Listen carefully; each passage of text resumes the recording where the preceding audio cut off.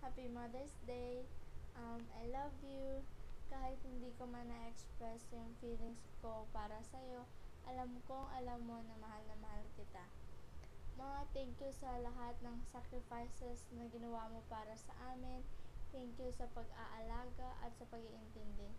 Ma, sorry kung minsan hindi ako sumusunod sa inyo kasi wala lang. Sorry kung minsan nasusupladahan kita.